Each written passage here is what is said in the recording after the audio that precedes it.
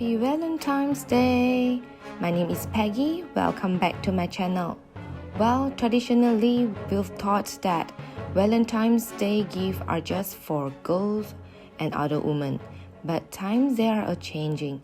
If you like to send a Valentine's gift to your boyfriend or husband, the man in your life, there's no reason why you can't.